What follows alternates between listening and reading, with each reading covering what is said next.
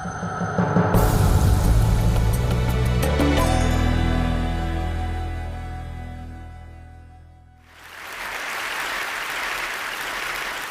I was 27 years old, I left a very demanding job in management consulting for a job that was even more demanding, teaching.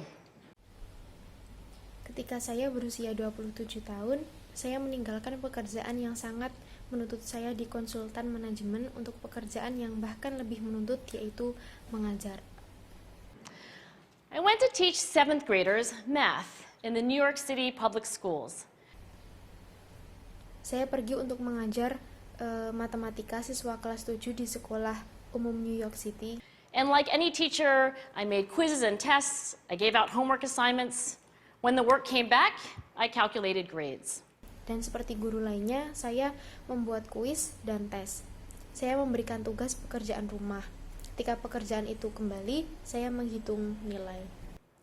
What struck me was that IQ was not the only difference between my best and my worst students.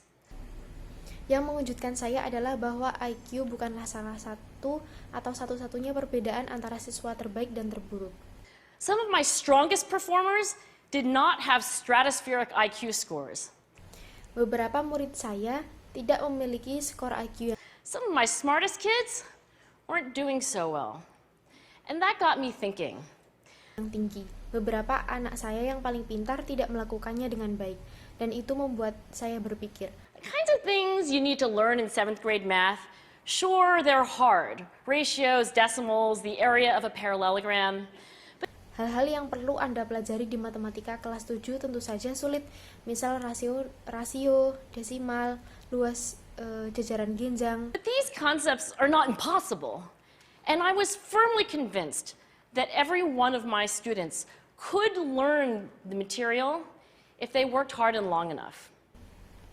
Tetapi konsep ini bukan tidak mungkin, dan sangat yakin bahwa setiap siswa saya dapat mempelajari materi jika mereka bekerja keras dan cukup lama mempelajarinya. After several more years of teaching, I came to the conclusion that what we need in education is a much better understanding of students and learning from a motivational perspective, from a psychological perspective. Setelah beberapa tahun mengajar, saya sampai pada kesimpulan bahwa apa yang kita butuhkan dalam pendidikan adalah pemahaman yang lebih baik tentang siswa dan belajar dari perspektif motivasi, dari perspektif psikologi. In education, the one thing we know how to measure best is IQ. Dalam pendidikan, satu hal yang kita tahu bagaimana mengukur dengan baik adalah IQ.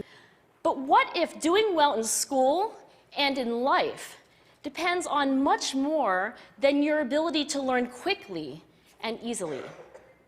So I left the classroom and I went to graduate school to become a psychologist. Tetapi bagaimana jika berprestasi baik di sekolah dan dalam kehidupan lebih bergantung pada kemampuan Anda untuk belajar dengan cepat dan mudah? Jadi saya meninggalkan kelas dan saya pergi ke sekolah pasca sarjana untuk menjadi psikolog. I started studying kids and adults in all kinds of super challenging settings. Saya mulai mempelajari anak-anak dan orang dewasa dalam semua jenis lingkungan yang sangat And in every study, my question was, who is successful here and why? menantang. Dan dalam setiap penelitian, pertanyaan saya adalah, siapa yang berhasil di sini dan mengapa? My research team and I went to West Point Military Academy. We tried to predict which cadets would stay in military training and which would drop out. Saya dan tim penelitian saya pergi ke Akademi Militer West Point. Kami mencoba memprediksi kader mana yang akan tetap mengikuti pelatihan militer dan mana yang akan keluar. We went to the National Spelling Bee and tried to predict which children would advance farthest in competition. Kami pergi ke National Spelling Bee dan mencoba memprediksi anak mana yang akan maju paling jauh dalam kompetisi.